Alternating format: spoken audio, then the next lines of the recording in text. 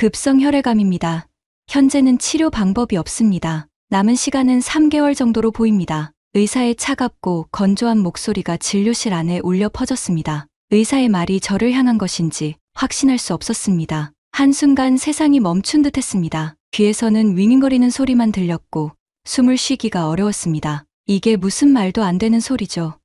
그냥 피로가 쌓여서 그런 거라고 생각했는데 의사는 안경을 고쳤으며 차트를 다시 확인했습니다. 그의 표정에는 감정이 없었습니다. 매일같이 사람들에게 죽음을 선고하는 의사처럼 무덤덤했습니다. 앵스트렘 교수님, 검사 결과는 명확합니다. 급성 혈액암, 그것도 상당히 진행된 상태입니다. 유럽의 현재 의료 기술로는 완치가 불가능합니다. 순간 저는 손을 내려다보았습니다. 이 손으로 수많은 책을 넘기고 논문을 써왔고 강의 노트를 정리해왔습니다. 안녕하세요. 저는 앵스트렘 소피아입니다. 현재 48살의 북유럽 문학 교수로 스톡홀름 대학에서 20년 넘게 학생들을 가르쳐왔습니다. 세권의 저서를 출판했으며 남편 요한과 함께 딸 한나를 키워냈습니다. 성실한 삶을 살아왔다고 자부했습니다. 그런 제게 남은 시간이 겨우 석 달이라니 이것이 현실일까요? 믿을 수가 없었습니다. 왜 하필 내게 이런 일이 일어난 걸까요? 머릿속에 갑자기 행복했던 기억들이 물밀듯이 밀려왔습니다. 25년 전 대학 도서관에서 요한을 처음 만났던 날, 그는 북유럽 고전 문학서가에서 같은 책을 찾고 있었죠. 혹시 카레발라를 찾고 계신가요? 요한의 첫 마디가 아직도 생생했습니다. 우리는 같은 주제로 논문을 쓰고 있었고 그것이 우리 인연의 시작이었습니다. 결혼 후 2년 뒤 한나가 태어났을 때의 기쁨은 이루 말할 수 없었습니다. 요한은 큰 손으로 조심스럽게 갓 태어난 한나를 안아들었고 저는 그 모습을 보며 이것이 완벽한 행복이라고 생각했습니다. 주말마다 우리는 스톡홀름 근교로 소풍을 갔습니다. 요한은 한나에게 자연의 아름다움을 알려주었고 북유럽 신화와 전설을 이야기해 주었습니다. 한나가 10살이 되던 해 여름, 우리는 핀란드 호수가로 가족 여행을 갔습니다. 밤하늘의 별을 보며 셋이서 누워있던 그 순간이 아마도 제 인생에서 가장 행복한 순간이었을 것입니다. 우리 영원히 함께 있을 거야?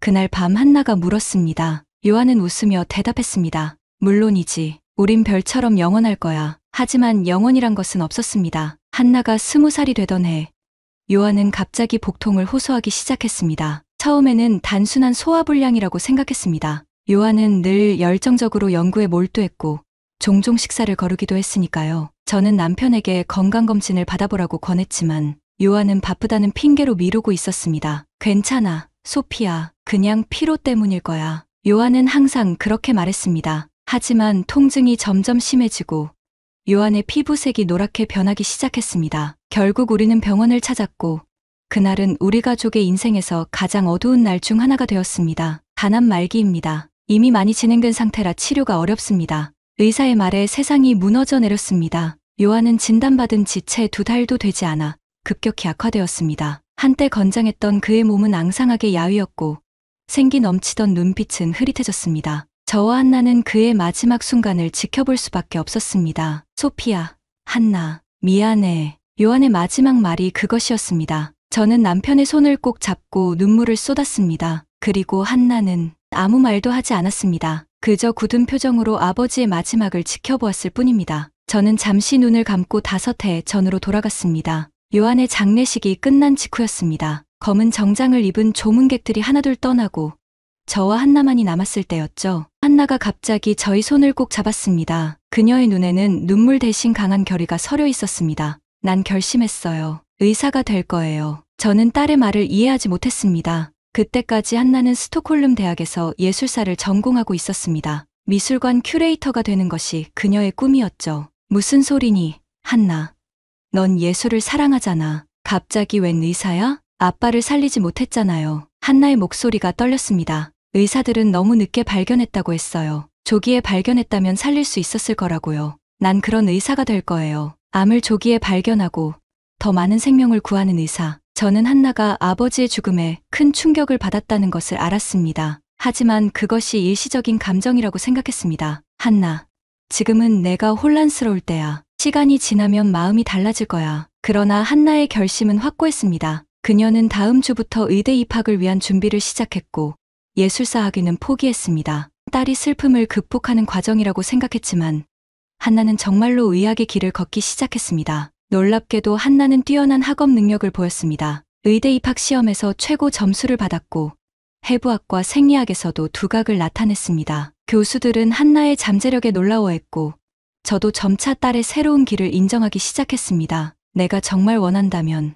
엄마는 내 선택을 존중할게. 소피아는 마침내 한나에게 말했습니다. 그날 밤 그들은 오랜만에 함께 와인을 마시며 요한에 대한 추억을 나누었습니다. 그렇게 3년이 흘렀습니다. 한나는 의대에서 탁월한 성적을 거두었고 특히 종양학에 깊은 관심을 보였습니다. 그녀는 끊임없이 최신 의학 논문을 찾아 읽었고 국제의학 컨퍼런스에도 참가했습니다. 그러던 어느 날 한나가 흥분된 표정으로 집에 돌아왔습니다. 엄마, 중요한 이야기가 있어요. 한나는 노트북을 펼치며 말했습니다. 한국의 의료기술에 대해 알아봤어요. 특히 암 치료 분야에서 놀라운 성과를 내고 있더라고요. 소피아는 무슨 말인지 몰라 고개를 갸웃했습니다. 한국이라고? 갑자기 왜? 지난 컨퍼런스에서 한국 의사들의 발표를 들었어요. 그들이 개발한 새로운 암 진단 기술은 유럽보다 최소 5년은 앞서 있어요. 특히 간암과 혈액암 분야에서요. 한나는 화면을 가리키며 서울대병원의 최신 치료 성과에 대한 논문들을 보여주었습니다. 그녀의 눈은 열정으로 빛났습니다. 그래서 난 결심했어요. 졸업 후에 한국으로 갈 거예요. 서울대병원에서 레지던트 과정을 밟고 싶어요. 한국. 그렇게 멀리. 왜 스웨덴에서는 안 되는 거니? 엄마, 이건 기회예요. 내가 정말로 배우고 싶은 것들이 한국에 있어요. 한국은 세계적인 암 연구 중심지예요. 특히 서울대병원은 간암과 혈액암 치료에서 혁신적인 성과를 내고 있어요. 저는 불안해졌습니다. 남편을 잃은 후 한나는 저의 유일한 가족이었습니다. 한나가 떠난다면 저는 완전히 혼자가 될 것입니다. 한나, 너는 아직 준비가 안 됐어. 게다가 언어도 다르고 문화도 다른 곳에 혼자 가는 건 위험해. 엄마, 전 이미 한국어를 공부하기 시작했어요. 게다가 서울대병원은 국제 프로그램이 있어서 영어로도 소통할 수 있어요. 저는 딸의 고집 앞에 점점 초조해졌습니다. 이건 내 아버지 때문이지. 아직도 그의 죽음을 받아들이지 못한 거야? 한나의 표정이 굳어졌습니다. 이건 아빠와는 관계없어요. 이건 내 미래에 관한 결정이에요. 내가 정말로 원하는 것을 위한 선택이라고요. 넌 현실을 도피하려는 거야. 내 아버지를 구하지 못했다고 자책하지 마. 이런 식으로 내 인생을 망치지 마. 한나의 눈에 분노가 서렸습니다. 엄마, 왜 이러세요? 내가 정말로 의학에 열정이 있다는 걸 알면서 왜 스웨덴이 아니고 하필 한국이냐고요? 그건 제가 찾은 연구 결과가 그렇기 때문이에요. 제발 헛된 희망을 품고 싶지 않다는 말은 하지 마세요. 저는 너무 화가 났습니다. 그곳에 가봤자 아무것도 얻지 못할 거야. 그냥 북유럽에 머물러. 여기서도 충분히 좋은 의사가 될 수 있어. 엄마가 이해해 주길 바랐는데. 한나의 목소리가 떨렸습니다. 혼자라도 갈 거예요. 이건 제 인생이니까요. 그날 밤, 저희는 더 이상 대화를 나누지 않았습니다. 다음 날 아침, 한나는 이미 가방을 싸고 있었고, 일주일 후 한나는 정말로 한국행 비행기에 올랐습니다. 공항에서의 작별 인사는 서먹했고, 그 후로 우리 사이에는 보이지 않는 벽이 생겼습니다. 마지막으로 만난 것은 1년 전, 한나가 잠시 스웨덴에 돌아왔을 때였습니다. 그때도 서먹한 분위기 속에서 형식적인 대화만 오갔을 뿐 진심을 나누지는 못했습니다. 이후에는 간간히 전화통화만 할 뿐 깊은 대화는 없었습니다. 저는 병원을 나와 스톡홀름의 거리를 천천히 걸었습니다. 자신이 한나에게 했던 말들이 얼마나 가혹했는지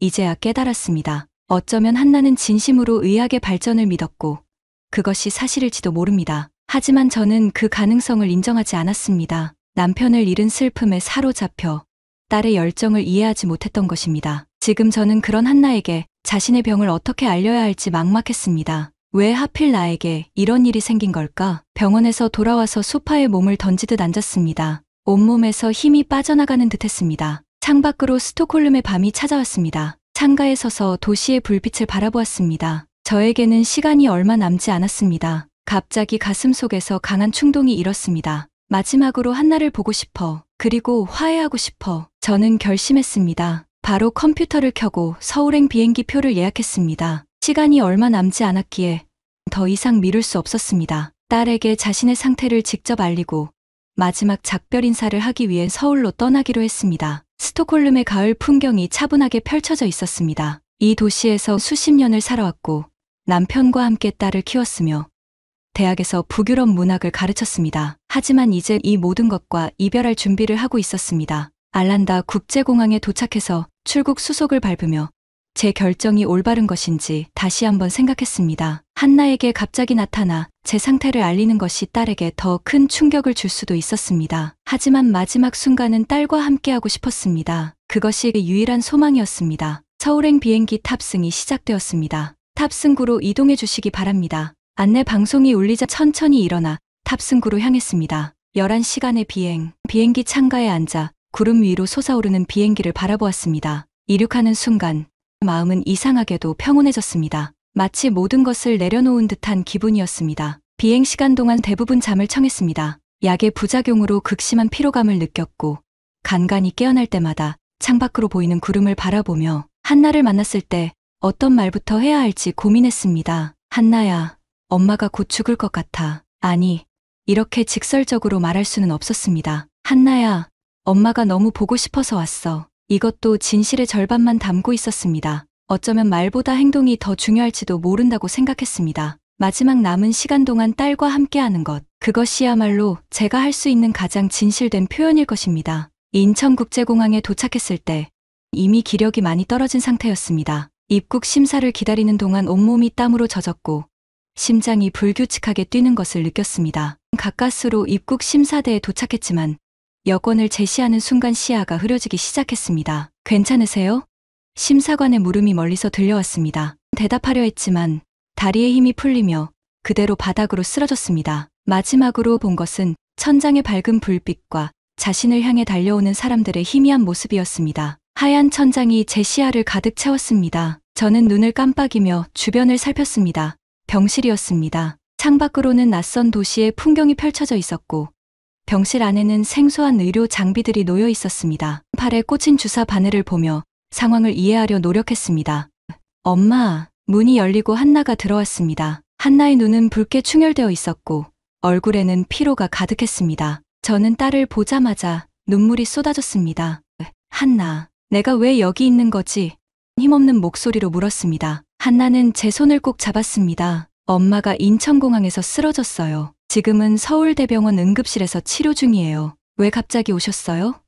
무슨 일이 있었던 거예요? 저는 말을 망설였습니다. 하지만 더 이상 숨길 수 없다는 것을 알았습니다. 한나, 나 스톡홀름에서 진단을 받았어. 급성 혈액암이래. 의사는 내게 석 달밖에 남지 않았다고 했어. 마지막으로 너를 보고 싶어서 왔단다. 한나의 얼굴에서 순식간에 모든 혈색이 사라졌습니다. 혈액암이요? 한나의 목소리는 거의 들리지 않을 정도로 작았습니다. 그 한마디를 내뱉기도 힘든 듯 했습니다. 한나의 눈에 눈물이 고이기 시작했습니다. 그녀의 어깨가 떨리더니 이내 무너지듯 병상 옆에 있는 의자에 주저앉았습니다. 아니에요. 안 돼요, 엄마. 그녀의 목소리는 떨렸고 눈에서는 눈물이 쏟아졌습니다. 딸의 반응에 마음이 아팠습니다. 5해 전 요한의 간암 진단 소식을 들었을 때 한나가 보였던 그 충격과 공포가 다시 그녀의 얼굴에 그대로 드러나 있었습니다. 그때 한나는 20살, 앞날이 창창한 대학생이었고 갑작스러운 아버지의 병은 그녀의 세계를 완전히 뒤흔들어 놓았습니다. 이럴 순 없어요. 한나의 목소리가 점점 더 떨려왔습니다. 아빠가 떠나고 이제 엄마마저. 안 돼요. 저는 힘겹게 손을 뻗어 딸의 머리를 쓰다듬었습니다. 한나야, 괜찮아. 내가 너를 보러 온 건 내 마지막을 너와 함께하고 싶어서야. 그 말에 한나는 갑자기 고개를 들었습니다. 한나의 눈에는 눈물이 가득했지만 동시에 강한 결의가 서려 있었습니다. 그리고 눈물을 닦아내고 일어섰습니다. 아니에요, 엄마. 절대 그렇게 두지 않을 거예요. 한나의 목소리는 이제 단호했습니다. 아빠를 잃었을 때 난 아무것도 할 수 없었어요. 아무것도 몰랐고 그저 지켜볼 수밖에 없었죠. 하지만 지금은 달라요. 한나는 창가로 걸어가 잠시 밖을 바라보았습니다. 그리고 다시 저를 향해 돌아섰을 때 그녀의 얼굴에는 결연한 표정이 서려 있었습니다. 그날 아빠가 눈을 감았을 때 내가 맹세했어요. 다시는 이런 일이 일어나게 두지 않겠다고. 그래서 의사가 된 거예요. 그래서 한국에 온 거고요. 한나의 목소리는 떨림이 없었습니다. 엄마, 내가 지난 5년간 준비한 것은 바로 이 순간을 위한 거였어요. 아마도 무의식적으로 알았던 것 같아요. 언젠가 엄마를 구해야 할 순간이 올 거라는 걸. 저는 놀란 눈으로 딸을 바라보았습니다. 한나의 눈에는 이제 단호함과 확신이 가득했습니다. 제가 의사에게 얘기해 볼게요. 여기는 최고의 혈액암 전문 치료 시설이 있어요. 엄마, 조금만 기다려요. 한나가 나간 후 창밖을 바라보았습니다. 서울의 풍경은 스톡홀름과는 너무나 달랐습니다. 고층 빌딩들이 빼곡히 들어차 있고 밤에도 환하게 빛나는 도시였습니다. 이곳에서 죽게 되는구나. 1시간 후 한나는 의사와 함께 병실로 들어왔습니다. 의사는 젊었지만 신뢰감을 주는 표정으로 저를 바라보았습니다. 앵스트렘 교수님, 저는 서울대병원 혈액종양내과 김주원 교수입니다. 검사 결과를 봤는데 중요한 말씀을 드리고 싶습니다. 한나가 다가와 등 뒤에 베개를 받쳐주었습니다. 이건 급성 혈액암이 아닙니다. 골수이 형성 증후군입니다. 치료 가능한 병입니다. 저는 놀라서 의사를 쳐다보았습니다. 무슨 말씀이세요? 스톡홀름에서는, 유럽에서는 이런 유형의 질병을 정확히 진단하기 어려운 경우가 있습니다. 특히 초기 단계에서는요. 하지만 우리 병원은 최신 유전체 분석 기술을 통해 더 정확한 진단이 가능합니다. 한나의 눈에는 희망의 빛이 어렸습니다. 그럼 치료 방법이 있다는 거죠? 엄마를 살릴 수 있는 거예요? 김주원 교수는 고개를 끄덕였습니다. 물론 쉬운 과정은 아닙니다. 하지만 우리 병원에서는 이런 경우에 맞춤형 면역세포 치료를 시행하고 있어요. 성공률이 높은 편입니다. 이 모든 상황이 꿈만 같았습니다. 죽음을 받아들이기 위해 왔는데 갑자기 희망이 생겼다니 혼란스러움에 고개를 저었습니다. 이제 와서 희망을 가지라고요? 난 이미 늦었어요. 모든 걸 정리했다고요. 한나는 단호하게 어머니의 손을 잡았습니다. 엄마, 이번엔 아빠 때와 다르게 절대 놓지 않을 거예요. 제가 여기 있잖아요. 함께 이겨내요. 딸의 눈에서 결연함을 보았습니다. 그리고 문득 깨달았습니다. 한나가 한국을 선택한 것은 단순한 반항이 아니었다는 것을요. 이곳에는 정말 다른 희망이 있었던 것입니다. 다음 날 아침, 병실 창문을 통해 들어오는 햇살에 눈을 떴습니다. 어제의 일이 꿈이 아니라는 것을 깨닫자 가슴이 떨렸습니다. 죽음을 각오하고 온 서울에서 치료 가능하다는 진단을 받다니 아직도 믿기지 않았습니다. 병실 문이 열리고 한나가 들어왔습니다. 어제보다 훨씬 밝은 표정이었습니다. 손에는 두꺼운 서류 뭉치를 들고 있었죠. 엄마, 좋은 아침이에요. 잘 주무셨어요? 한나는 이마에 키스하며 인사했습니다. 응, 생각보다 잘 잤어. 그건 뭐니? 엄마의 치료 계획이에요. 어제 밤새 김주원 교수님과 함께 검토했어요. 한나는 서류를 펼치며 설명했습니다. 골수이 형성 증후군은 초기에 발견하면 완치 가능성이 높아요. 우리 병원에서는 최신 면역 세포 치료와 맞춤형 약물 요법을 병행할 거예요. 서류를 살펴보았습니다. 전문 용어들이 가득했지만 한나가 차근차근 설명해 주었습니다. 그러나 마음 한구석에는 여전히 의심이 있었습니다. 이게 정말 가능한 거니? 스웨덴에서는 치료법이 없다고 했는데 한나는 어머니의 손을 꼭 잡았습니다. 엄마, 한국의 의료 기술은 정말 세계적이에요. 특히 서울대병원은 혈액암 치료에서 놀라운 성과를 내고 있죠. 제가 여기 온 이유도 바로 이거였어요. 그때 김주원 교수가 2명의 다른 의료진과 함께 병실에 들어왔습니다. 그들은 자세한 치료 과정을 설명했습니다. 첫 단계로 정확한 유전자 검사를 통해 맞춤형 치료 계획을 세우고 이후 면역세포 치료와 표적 항암제를 병행한다는 내용이었습니다. 교수님, 우리 병원의 네오 면역세포 치료는 전 세계적으로도 선도적인 방법입니다. 환자분의 상태를 고려했을 때 성공 가능성이 높다고 판단됩니다. 김주원 교수는 자신감 있게 말했습니다. 머릿속에는 5해 전 남편 요한의 모습이 떠올랐습니다. 그때는 어떤 치료도 효과가 없었고 그저 고통스럽게 삶을 마감했죠. 그런 기억 때문에 한나의 한국행을 반대했었는지도 모릅니다. 이 치료가 실패하면 어떻게 되나요? 고통스럽게 죽게 되는 건가요? 의료진들은 서로 눈빛을 교환했습니다. 김주원 교수가 차분히 대답했습니다. 모든 치료에는 위험이 따릅니다. 하지만 우리는 환자의 삶의 질을 최우선으로 생각합니다. 만약 치료 효과가 보이지 않으면 통증 관리와 편안한 환경을 제공하는 데 집중할 것입니다. 한나는 저희 눈을 바라보며 말했습니다. 엄마, 이번엔 달라요. 제가 직접 의료진과 함께 엄마의 치료를 연구하고 있어요. 우리가 함께 이겨낼 수 있어요. 믿어주세요. 딸의 열정적인 눈빛을 마주했습니다. 어느새 한나는 어린 소녀에서 자신감 넘치는 의학도로 성장해 있었습니다. 그리고 그 변화가 일어난 곳이 바로 이곳, 한국이었습니다. 좋아, 한나. 내 목숨을 너와 이곳의 의료진에게 맡길게. 그날부터 소피아의 새로운 싸움이 시작되었습니다. 첫 번째 치료는 정밀 유전자 검사였습니다. 한나는 병실에서 거의 모든 시간을 보내며 검사 결과를 기다렸습니다. 우리는 오랜만에 깊은 대화를 나누었고 서로에게 하지 못했던 말들을 나누기 시작했습니다. 한나야, 미안해. 내가 한국에 오겠다고 했을 때 내가 이해하지 못했어. 한나는 고개를 저었습니다. 괜찮아요, 엄마. 저도 제 결정을 제대로 설명하지 못했어요. 너무 감정적이었던 것 같아요. 아니야.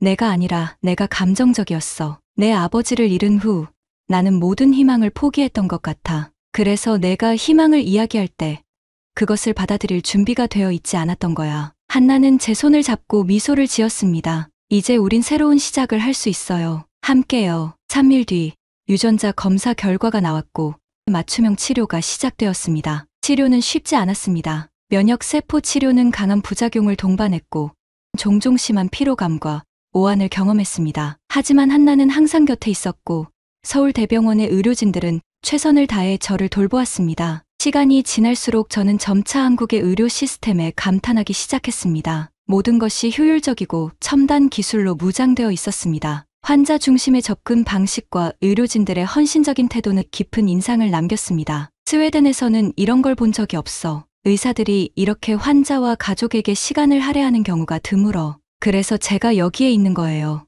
의학적 지식뿐만 아니라 환자를 대하는 방식도 배우고 싶었거든요. 5년 전 요한을 잃은 후 모든 희망을 포기했었습니다. 그러나 이제 새로운 희망을 가지게 되었습니다. 그리고 그 희망은 다름 아닌 딸 한나를 통해 찾아왔습니다. 비로소 한나의 선택을 이해하고 존중하게 되었습니다. 서울의 가을은 스톡홀름과는 다른 분위기였습니다. 병실 창문으로 보이는 단풍나무들이 붉게 물들어 있었고 청명한 하늘은 새로운 희망을 안겨주는 것 같았습니다. 유전자 검사 결과가 나온 지 이틀 후 본격적인 치료가 시작되었습니다. 앵스트렘 교수님, 검사 결과를 바탕으로 맞춤형 치료 계획을 세웠습니다. 김주원 교수는 태블릿을 보여주며 설명했습니다. 첫 번째로 면역세포 치료를 시작하겠습니다. 교수님의 혈액에서 특정 면역세포를 추출해 실험실에서 강화한 후 다시 체내로 주입하는 방식입니다. 한나가 곁에서 차근차근 설명해 주었습니다. 엄마, 쉽게 말하면 우리 몸의 자연 방어 시스템을 강화하는 거예요. 이렇게 하면 암세포를 더 효과적으로 공격할 수 있어요. 치료실로 옮겨진 소피아는 처음으로 한국 의료 시스템의 효율성을 체감했습니다. 모든 절차가 신속하게 진행되었고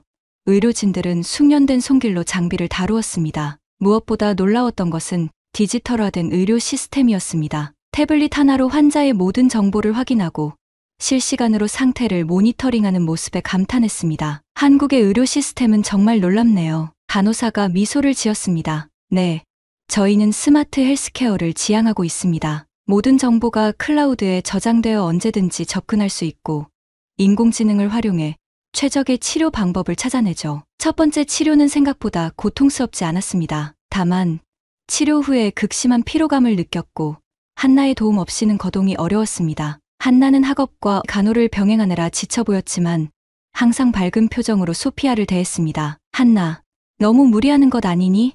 걱정스럽게 물었습니다. 수업은 어떻게 하고 있어? 걱정 마세요. 병원에서 특별 허가를 받았어요. 교수님들도 상황을 이해해 주셨죠. 그리고 한나는 잠시 말을 멈추더니 조심스럽게 말을 이었습니다. 사실 제가 엄마의 케이스를 연구 과제로 삼았어요. 교수님의 지도 아래 엄마의 치료 과정을 학문적으로 연구하고 있죠. 저는 놀란 표정으로 딸을 바라보았습니다. 정말. 그럼 넌 지금. 네. 저는 지금 엄마를 살리기 위한 연구를 하고 있는 거예요. 한나의 눈에는 결연함이 담겨 있었습니다. 이틀에 한 번씩 치료를 받으면서 점차 한국 의료진들의 헌신과 전문성에 감동받았습니다. 그들은 단순히 환자를 치료하는 것을 넘어 환자의 상태에 따라 치료 방법을 지속적으로 조정하며 최상의 결과를 얻기 위해 노력했습니다. 한 달이 지나자 몸 상태에 작은 변화가 나타났습니다. 혈액 검사 결과가 조금씩 호전되고 있었고 체력도 서서히 회복되고 있었습니다. 앵스트렘 교수님의 상태가 예상보다 빠르게 호전되고 있습니다. 물론 아직 갈 길이 멀지만 이 정도면 성공적인 시작입니다. 스톡홀름에서 죽음을 선고받고 서울에 왔을 때 단지 마지막을 딸과 함께하기 위해 왔을 뿐이었습니다. 하지만 이제 그녀는 새로운 희망을 품게 되었습니다. 살 수 있다는 희망, 그리고 딸과 함께 더 많은 시간을 보낼 수 있다는 희망. 한나야, 왜 내가 너를 이해하지 못했을까? 내가 여기 오려고 했을 때 한나는 제 손을 잡고 미소를 지었습니다. 괜찮아요, 엄마. 우리 모두 아빠를 잃은 후 힘든 시간을 보냈잖아요. 서로를 이해하기 힘들었던 거예요. 그래도 미안해. 내가 아버지의 죽음에서 의미를 찾고 그것을 바탕으로 새로운 길을 찾으려 했는데 내가 그걸 막으려 했어. 이제는 그런 일은 없을 거예요. 우린 함께 이겨낼 거니까요. 한나의 목소리에는 확신이 가득했습니다. 2달이 지났을 때 제 상태는 눈에 띄게 호전되었습니다. 이제 병실 밖으로 나가 병원 정원을 산책할 수 있을 정도로 체력이 회복되었습니다. 한나는 매일 함께 산책하며 한국 문화와 서울의 모습에 대해 이야기해 주었습니다. 한국은 정말 다른 세계 같아. 한나는 웃으며 고개를 끄덕였습니다. 처음 왔을 때는 저도 적응하느라 힘들었어요. 하지만 시간이 지나면서 이곳이 제 제2의 고향처럼 느껴지기 시작했죠. 저는 딸의 얼굴을 자세히 살폈습니다. 한나는 이제 25살, 자신감 넘치는 젊은 의사였습니다. 눈에는 열정과 결의가 서려 있었고 이곳 한국에서 그녀는 진정한 자신을 찾은 것 같았습니다. 넌 정말 여기가 좋구나. 한나는 고개를 끄덕였습니다. 네, 엄마. 여기서 저는 정말 많은 것을 배웠어요. 단순히 의학적 지식뿐만 아니라 환자를 대하는 방식, 의료 시스템의 효율성, 그리고 무엇보다 희망을 잃지 않는 법을요. 딸의 말에 깊은 감동을 받았습니다. 이제야 한나의 선택을 진정으로 이해하게 되었습니다. 한나는 단순히 아버지의 죽음에서 도피하려고 한 것이 아니었습니다. 오히려 그 상처를 바탕으로 더 나은 의사가 되기 위해 노력했던 것입니다. 내가 자랑스러워, 한나. 내가 여기 있어서 정말 다행이야. 한나는 저를 꼭 안아주었습니다. 저도 엄마가 여기 와서 다행이에요. 이제 우리는 새로운 시작을 할 수 있어요. 그날 저녁, 김주원 교수가 병실을 방문했습니다. 그는 최신 검사 결과를 들고 왔고 그의 표정은 밝았습니다. 앵스트렘 교수님, 좋은 소식이 있습니다. 치료가 예상보다 훨씬 효과적으로 진행되고 있습니다. 이대로 간다면 몇 개월 내에 완치 판정을 받을 수도 있을 것 같습니다. 한나와 저는 서로를 바라보며 기쁨의 눈물을 흘렸습니다. 죽음을 각오하고 왔던 여행이 이제는 새로운 삶의 시작이 될 것이라는 희망이 우리의 마음을 가득 채웠습니다. 치료를 시작한 지 3개월이 지났습니다. 병실 창문으로 서울의 겨울 풍경이 보였습니다. 스톡홀름의 겨울과는 또 다른 모습이었지만 이제 이 낯선 도시의 모습에 익숙해졌습니다. 창가에 서서 아래를 오가는 사람들을 바라보며 생각에 잠겼습니다. 엄마, 좋은 소식이 있어요. 한나가 활짝 웃으며 병실로 들어왔습니다. 그녀의 손에는 검사 결과지가 들려 있었고 그 뒤로 김주원 교수와 의료진들이 따라 들어왔습니다. 앵스트렘 교수님, 축하드립니다. 골수 검사 결과가 정상으로 돌아왔습니다. 다른 모든 지표도 정상 범위 내에 있습니다. 이제 완치 단계에 접어들었다고 볼 수 있습니다. 그 말을 듣고도 믿기지 않았습니다. 3개월 전 스톡홀름에서 시한부 선고를 받았던 제가 이제 완치 판정을 받다니 마치 꿈 같은 일이었습니다. 정말인가요? 떨리는 목소리로 물었습니다. 네, 물론입니다. 치료가 놀라울 정도로 효과적이었습니다. 한나 선생의 연구와 우리 병원의 최신 치료법이 완벽하게 맞아떨어진 케이스라고 할 수 있죠. 한나는 기쁨에 차서 저를 꼭 안아주었습니다. 엄마, 우리가 해냈어요. 정말 해냈다고요? 눈에서는 눈물이 흘러내렸습니다. 그것은 슬픔의 눈물이 아니라 기쁨과 감사의 눈물이었습니다. 딸과 의료진들을 바라보며 마음 깊은 곳에서 우러나오는 감사함을 느꼈습니다. 어떻게 감사를 표현해야 할지 모르겠네요. 김주원 교수는 손사래를 쳤습니다. 저희는 그저 할 일을 한 것뿐입니다. 사실 한나 선생의 헌신이 가장 큰 역할을 했죠. 그녀의 연구 덕분에 치료 방법을 최적화할 수 있었습니다. 저는 딸을 자랑스럽게 바라보았습니다. 한나는 지난 3개월 동안 제 치료를 위해 밤낮 없이 노력했습니다. 학업과 병원 일을 병행하면서도 결코 지친 기색을 보이지 않았죠. 그녀의 열정과 헌신은 제게 큰 힘이 되었습니다. 봄이 왔습니다. 서울의 벚꽃이 만개한 계절이었습니다. 병원 정원의 벤치에 앉아 따스한 햇살을 만끽하고 있었습니다. 완치 판정을 받은 지 이제 한 달이 지났고 얼굴에는 건강한 혈색이 돌아왔습니다. 엄마, 준비됐어요? 한나가 2개의 배낭을 메고 다가왔습니다. 오늘은 경복궁에 가기로 했잖아요. 그럼 가자. 내 첫 번째 서울 관광이니까 설레네. 치료 기간 동안 병원과 근처 공원 외에는 서울을 제대로 볼 기회가 없었습니다. 이제 건강을 회복해서 딸과 함께 한국을 제대로 경험하기로 했습니다. 첫 번째 여행지는 경복궁이었습니다. 웅장한 궁궐 앞에서 그 규모와 아름다움에 감탄했습니다. 이곳은 조선 왕조의 메인 궁전이에요. 600년 전에 지어졌지만 일본 점령기에 대부분 파괴되었다가 복원되었죠. 역사의 무게가 느껴지는구나. 스웨덴의 왕궁과는 또 다른 매력이 있어. 궁궐을 천천히 돌아보며 한국의 역사와 문화에 대해 이야기를 나누었습니다. 다음 날, 그들은 인사동을 방문했습니다. 전통 공예품과 예술 작품이 가득한 거리를 걸으며 한국의 예술적 감각에 깊은 인상을 받았습니다. 이런 섬세한 도자기는 스웨덴에서 본 적이 없어. 청화백자를 살펴보며 말했습니다. 색과 형태가 정말 아름답구나.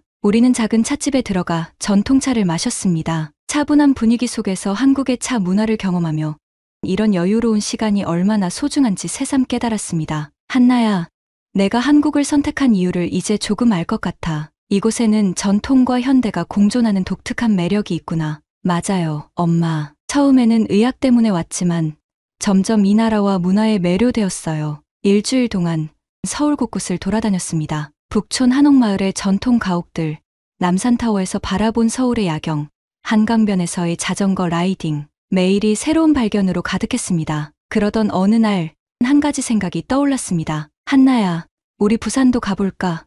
한국의 다른 지역도 보고 싶어. 한나의 눈이 반짝였습니다. 정말 좋은 생각이에요. 부산은 바다도 아름답고 또 다른 매력이 있어요. 며칠 후 KTX를 타고 부산으로 향했습니다. 달리는 기차 창밖으로 한국의 산과 들이 빠르게 지나갔습니다. 부산에 도착하자 바로 해운대 해변으로 향했습니다. 와, 이런 해변이 도시 안에 있다니 탄성을 질렀습니다. 스톡홀름의 바다와는 또 다른 느낌이야. 그들은 모래사장을 따라 걸으며 시원한 바닷바람을 맞았습니다. 멀리 광안대교가 바다 위에 웅장하게 서 있었고 갈매기들이 하늘을 자유롭게 날아다녔습니다. 엄마, 기분이 어때요? 한나가 물었습니다. 저는 깊은 숨을 들이쉬었습니다. 살아있다는 느낌이 들어. 정말 살아있다는 느낌. 부산에서도 많은 곳을 방문했습니다. 감천문화마을의 알록달록한 집들, 자갈치 시장의 활기찬 분위기, 범어사의 고요한 평화, 매 순간이 새로운 인생의 경험이었습니다. 부산에서의 마지막 날 저녁, 해운대 인근의 작은 식당에서 회를 먹었습니다. 신선한 해산물과 소주를 즐기며 한나에게 나의 생각을 이야기했습니다. 한나야, 내가 한 가지 결정을 했어. 한나는 호기심 어린 눈으로 바라보았습니다. 무슨 결정이요? 스톡홀름 대학의 교환 교수 프로그램을 신청하려고 해. 한국의 대학에서 1년 정도 강의하고 싶어. 한나는 깜짝 놀라 눈을 크게 떴습니다. 정말요? 엄마가 한국에서 강의를? 이곳에서 받은 새 삶을 의미 있게 쓰고 싶어. 북유럽 문학을 한국 학생들에게 가르치면서 동시에 한국 문화에 대해 더 배우고 싶어. 그리고 잠시 말을 멈추었다가 이어갔습니다. 너와 더 많은 시간을 보내고 싶어. 한나의 눈에 눈물이 고였습니다. 엄마, 그건 정말 멋진 결정이에요. 제가 도울게요. 서울대에도 북유럽 문학 강좌가 있어요. 제가 교수님들께 말해볼게요. 고마워, 한나. 내가 아니었다면 내가 이런 새로운 도전을 생각할 수도 없었을 거야. 우리는 잔을 부딪히며 이 특별한 순간을 축하했습니다. 창밖으로는 부산의 밤바다가 반짝이고 있었고 우리의 앞에는 기대와 희망으로 가득 찬 미래가 펼쳐져 있었습니다. 시한부 선고를 받고 온 여행이 이렇게 새로운 삶의 시작이 될 줄이야. 가슴은 감사함으로 가득 찼습니다. 그리고 무엇보다 한나가 선택한 길을 존중하지 않았던 것에 대한 후회가 이제는 딸의 지혜와 용기를 인정하는 자랑스러움으로 바뀌었습니다. 한국에서의 새로운 삶을 향한 첫걸음, 이 도전이 기대되었습니다. 그날 저녁 한나는 한강공원에서 산책을 했습니다. 강변을 따라 걸으며 지난날과 앞으로의 미래에 대해 이야기를 나누었습니다. 엄마, 생각해보면 정말 신기해요. 우리가 이렇게 함께 서울에서 살게 될 줄이야.